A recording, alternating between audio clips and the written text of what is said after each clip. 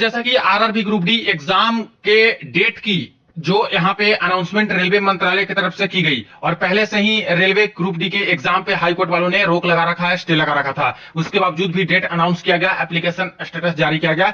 इस मामले में यहाँ पे आईटीआई के पक्ष की तरफ से हाई कोर्ट का रुख अपनाया गया, ये बोलते हुए कि यहाँ पे कोर्ट के आदेश का अवहेलना किया गया है। इसी मामले पे सुनवाई चल रही थी। यहाँ पे काफी कुछ खरी खोटी भी सुनाई गई रेलवे के जो वकील हैं उनको कि आखिरकार आपने अवहेलना क्यों किया, स्टे लगा है तो आप डेट कैसे अनाउंस कर सकते हो, एप्लीकेशन स्टेटस कैसे अनाउंस कर सकते हो, रिक्रूटमेंट प्रोसेस आगे क्यों बढ़ा रहे हैं, क्या कोर्ट से आप ऊपर चले गए। ये सभी मामले की सुनवाई यहाँ पे हो रही थी और इसी चीज को लेकर के आज यहाँ पे दोस्तों रेलवे मिनिस्ट्री ऑफ रेलवे के जो सेक्रेटरी साहब है उनको समन कर लिया गया था।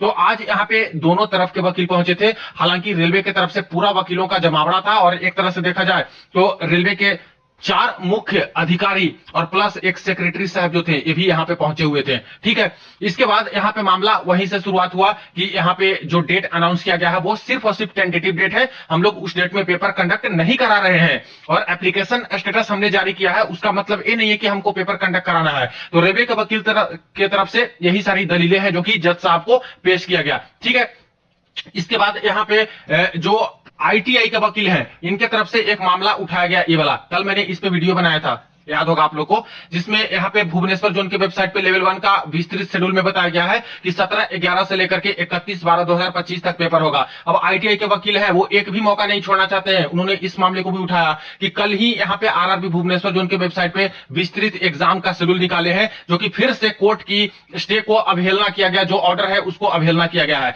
तो रेलवे के वकील का सीधा सीधा कहना था कि ऐसा कुछ भी नहीं है, अगर ऐसा कुछ होता तो हमें पता चलता और अगर ऐसा कुछ हुआ है तो हमें बताया नहीं गया है। हालांकि दोस्तों मैंने कल आपको बता दिया था कि इस मामले को उतना तवज्जो देने की जरूरत नहीं है, क्योंकि एक्चुअल में पता नहीं है कि ये कल अपडेट आया है या फिर इससे पहले अपडेट आया है।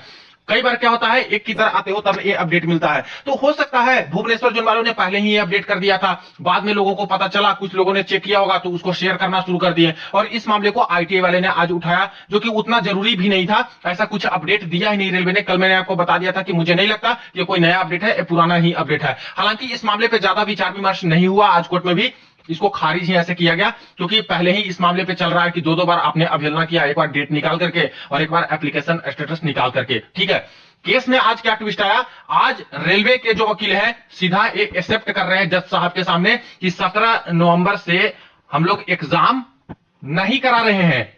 ध्यान रखिएगा, ये पॉइंट दोस्तों बोला गया है आज कोर्ट रूम में कि 17 नवंबर से एग्जाम नहीं करा रहे हैं। हम लोग यहाँ पे टेंटेटिव एग्जाम दिए थे, उसका मतलब ये नहीं था कि पूरी तरह से एग्जाम कंडक्ट कराएंगे, और एप्लीकेशन स्टेटस दिए थे सिर्फ उनकी फॉर्म की स्टेटस चेक करने के लिए, तो उसका ये भी मतलब नहीं था कि एग्जाम कंडक्ट कराएंगे। तो एक चीज बोला गया है। अब इसका पूरा मतलब तो ऐसे भी नहीं समझा सकता कि रेलवे वाले बोल रहे हैं कि पेपर ही नहीं लेंगे 17 से। देखिए ट्विस्ट तो है फ्रेंड्स, आखिरकार रेलवे वाले ऐसा बोल क्यों रहे हैं। पहले तो बिल्कुल अड़े हुए थे एकदम पेपर लेने के लिए कि 17 से ही हमें पेपर लेना है, किसी भी कीमत पे, रिक्रूटमेंट का पार्ट नहीं है पेपर लेना, हम लोग ज्वाइनिंग नहीं देंगे। तो एक ही वकील, एक ही रेलवे का, एक ही मंत्रालय का हर दो तरह से चीजें यहां पे बोल रहे हैं। तो पता नहीं चल रहा है कि आखिर वो चाह क्या रहे हैं और बोल क्या रहे हैं। तो बहुत कॉन्ट्राडिक्टरी है। तो आज तो सीधा सीधा बोल दिया कि 17 से पेपर हम लोग नहीं कंडक्ट करा रहे हैं ऐसा करके। बाकी देखिए अगर ऐसा होता तो नोटिस हटा ली जाती। क्या नोटिस हटा है? नोटिस नहीं हटा है वेबसाइट से, नोटिस अभी भी पब्लिश्ड है। ठीक है, दूसरी चीज, आज जो मिनिस्ट्री ऑफ रेलवे के यहाँ पे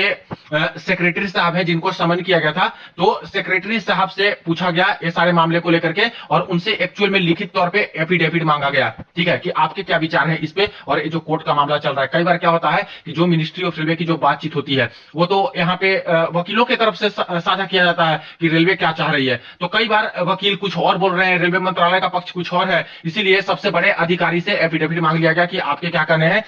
सेक्रेटरी साहब पहुंच के अपना एफिडेविट सबमिट किए, जज साहब को दिए। हालांकि यहाँ पे उनको कटघरे में बुला करके कुछ पूछा नहीं गया। ठीक है, जैसा उम्मीद था कि उनसे कुछ सवाल जवाब किए जाए, सामने बात निकल के आए, तो ये बातें निकल के नहीं आई। उन्होंने लिखित तौर पे जो आपका हलफनामा या फिर जो चीज कह ले वो सारा कई पेजेज में उन्होंने सबमिट कर दिया है, रूल रेगुलेशन जो भी चीजें हैं। अब देखते हैं कि उस पर क्या आता है।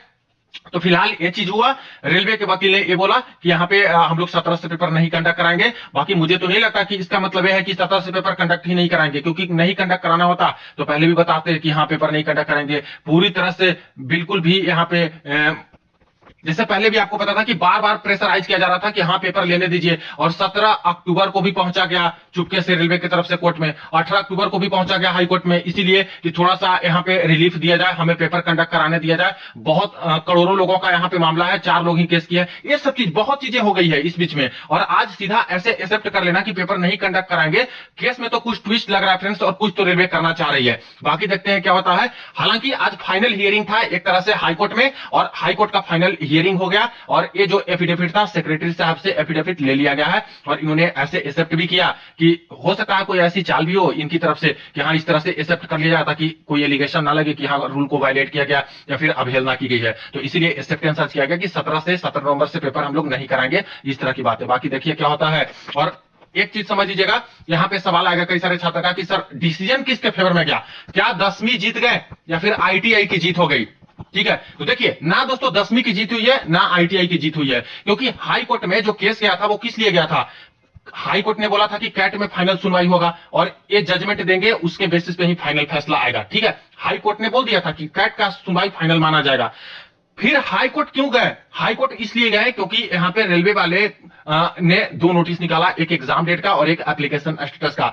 आईटीआई के पक्ष को लगा कि कोर्ट का अवहेलना किया गया है, इसलिए हाई कोर्ट पहुंचे। सिर्फ कोर्ट की अवहेलना को प्रूफ करने के लिए गए थे, रोकने के लिए कि ऐसे अगर चलता रहा तो भाई रेलवे तो पूरा का पूरा पेपर ही कंडक्ट करा लेगा और हम लोग का केस हो जाएगा, मजबूती उतनी रहेगी नहीं, मतलब केस बहुत लो मेरिट पे हो जाएगा। इसीलिए आईटीआई वाले हाई कोर्ट पहुंच करके यहाँ पे रेलवे के ऊपर प्रेशर बनाना चाह रहे थे, और इसीलिए स्टे लगवाए कि स्टे कंटिन्यू रहेगा, क्लैरिटी मिल गया इनको और पेपर नहीं कंडक्ट कराने देना है एनी हाउ, इसीलिए हाईकोर्ट पहुंचे थे। तो ये चीजें तो क्लियर हो गई, यहां से कोई फाइनल जजमेंट आने वाला नहीं था। तो आज बस यही हुआ कि एफिडेविट ले लिया गया, सारा मामला यहां पे खत्म हुआ, और बाकी ये सब चीज है जो कि फाइनल सुनवाई आपकी होनी है कैट में, और कैट में ही फैसला आएगा। और ये सुनवाई है दोस्तों 30 अक्टूबर को, ध्यान रखिएगा, यानी 2 दिन बाद आपकी सुनवाई होने वाली है, और कैट से ही फाइनल जजमेंट निकल के आएगा कि आईटीआई की जीत होती है या फिर रेलवे की जीत होती है। ठीक है, अभी तक के जितने भी जजमेंट आए हैं या फिर कह लें कि जो भी यहाँ पे डायरेक्शन भी दिए गए हैं कैट के जज के तरफ से, पहले से जो सुनवाई हो रही है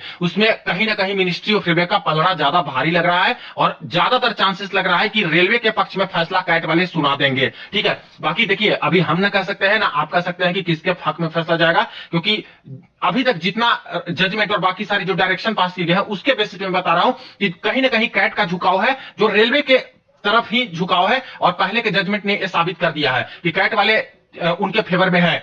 और देखा जाए तो केस भी ज्यादातर जीतने के जो चांसेस है वो रेलवे का ही रहता है कैट वाले मामले में, जो ट्राइब्यूनल होता है उसमें कई बार ऐसा देखा गया है। ठीक है, तो देखते हैं कि क्या होता है 30 अक्टूबर को किसके हक में फैसला आता है, क्या आईटीआई की जीत होती है या फिर 10वीं की जीत होती है। ठीक है, आईटीआई की जीत हो गई तो ऐसे केस में भूल जाइए कि जल्दी से पेपर आपका हो पाएगा, 17 से तो पेपर कंडक्ट नहीं हो पाएगा, और रेलवे के ऊपर रहेगा कि उनको करना क्या है, क्या उनको वैकेंसी बढ़ा करके सीट का बंटवारा करना है कि नहीं करना है। क्योंकि अगर इसी वैकेंसी पे आईटीआई को सीट दे देते हैं तो 10वीं पास वाले की तरफ से केस किया जाएगा, प्रोटेस्ट किया जाएगा, और कहीं ना कहीं रेलवे भी प्रेशर में आएगी और किसी भी कीमत पे ये पेपर कंडक्ट नहीं हो पाएगा। क्योंकि 10वीं पास वाले ने वैकेंसी को देख करके, इस 32,000 वैकेंसी को देख करके फॉर्म अप्लाई किया है, ना कि 2 या 4,000 वैकेंसी के लिए उतने पैसे खर्च किए हैं। तो आईटीआई को मिलता है सीट सारी की सारी, उनकी 80% या फिर 85% आईटीआई वाले पोस्ट। तो ऐसे केस में भी 10वीं पास वाले की तरफ से केस कर दिया जाएगा, या फिर भर्ती को लटका दिया जाएगा, या फिर कुछ ना कुछ इस तरह से होगा। यानी कहने का अर्थ है कि रेलवे ही दुविधा में पड़ी होगी अगर इस तरह से फैसला लेती है तो मुझे लगता है कि इसमें वही करेंगे जो रेलवे पहले से ही यहाँ पे बिल्कुल अडिग है कि रिक्रूटमेंट की नोटिफिकेशन को बदल करके फिर से फॉर्म भरा करके, या फिर फॉर्म तो भरा हुआ है उसमें कुछ सुधार करके यहाँ पे नए सिरे से फॉर्म भरा करके ही दोबारा पेपर ले, तो ऐसे में बहुत डिले हो जाएगा। तो 17 से तो पेपर कंडक्ट नहीं होगा। अगर 30 तारीख को रेलवे के हक में फैसला आ गया तो समझिए कि पेपर ये लोग कंडक्ट करा सकते हैं। तो ये जो 17 नवंबर वाला डेट है जिसको बोल रहे हैं आज रेलवे वाले हाई कोर्ट के पटल पे खड़ा होकर के कि सर हम लोग 17 से पेपर नहीं कंडक्ट कराएंगे, ये डाउटफुल है फ्रेंड्स। पहले ऐसे रेलवे नहीं थी, पहले तो पूरा एकदम एडमेंट थी कि पेपर लेना ही लेना है किसी भी कीमत पे, चाहे कुछ भी हो जाए। और आज ऐसे बदले बदले सुर कैसे नजर आ रहे हैं, तो ये ट्विस्ट लगता है कि कुछ ना कुछ है। दूसरी चीज, एफिडेविट में रेलवे मिनिस्ट्री के जो सेक्रेटरी साहब है उन्होंने क्या बोला है, क्या लिखा है, वो सामने निकल के नहीं आ रही है। कौन कौन सी पॉइंट रखी है वो तो जज साहब ही जाने भाई, कितना कन्विंस हो पाए, क्या हो पाए, उससे क्या फैसला में हो सकता है 30 तारीख के डेट में, क्योंकि ये सब कुछ सबमिट होगा दोस्तों, कैट में भी आएगा। तो कैट वाले उसको देख करके क्या फैसला सुनाते हैं। बाकी बात करें दोस्तों यहाँ पे एग्जाम डेट पे स्टे लगाने की या फिर भर्ती पे स्टे की, तो ये दोस्तों स्टे लगी है। लगी है। आज यहाँ पे हाईकोर्ट वालों ने फिर से बोला इस फाइनल जजमेंट में भी कि स्टे लगा रहेगा जब तक कि अगली सुनवाई नहीं हो जाती और फाइनल फैसला नहीं आ जाता। पूरा स्टे नहीं लगा है भर्ती पे, मैं फिर से क्लियर कर दूं, बार बार ये लोग डायरेक्शन में यही बोल रहे हैं हाईकोर्ट वाले भी कि अगली सुनवाई तक। सवाल ये भी आएगा कि सर अगली सुनवाई तो हो जा रही है, तभी स्टे कैसे कंटिन्यू है? स्टे इसलिए कंटिन्यू है क्योंकि अगली सुनवाई होती है, उसमें भी फाइनल जजमेंट आ नहीं रहा है, कोई फैसला निकल के आ नहीं रहा है, इसीलिए वो आगे टाल मटोल हो जा रही है, फिर से डेट ऐसे करके अगली सुनवाई तक वो स्टे लगी ही है। तो एक तरह से स्टे लगा है तो प्रेशर तो है रेलवे के ऊपर कि यहाँ पे बिना कोर्ट के फाइनल फैसले के पेपर भी नहीं कंडक्ट करा सकते हैं। तो बस जो निर्णायक तिथि है वो यही 30 अक्टूबर के डेट में देखिए कि क्या निर्णायक साबित होता है कि नहीं होता है, क्योंकि इसी दिन कैट का फैसला आएगा और कैट अगर फाइनल फैसला नहीं दे पाई इस दिन तब तो डिले हो जाएगा और तारीख पे तारीख दे देंगे और केस लंबा खींचेगा और पेपर 17 से कंडक्ट नहीं हो पाएगा। अगर रेलवे के पक्ष में फैसला दे दिए 30 तारीख के डेट में तब तो पेपर कंडक्ट करा लेंगे 17 से, ठीक है। अगर आईटीआई की जीत हुई तब उस केस में दोस्तों रेलवे के पास बहुत ऑप्शन है, वो या तो पूरा का पूरा रिक्रूटमेंट प्रोसेस को बदल करके, नोटिफिकेशन बदल करके पूरी तरह से और नए सिरे से फॉर्म भरा करके पेपर लेंगे, तो ऐसे केस में और भी डिले हो जाएगा। बाकी बहुत सारी चीजें हैं, देखते हैं 30 अक्टूबर के डेट में कैट का क्या फैसला आता है, क्योंकि कैट को ही फाइनल फैसला यहाँ पे सुनाने के लिए बोला गया है।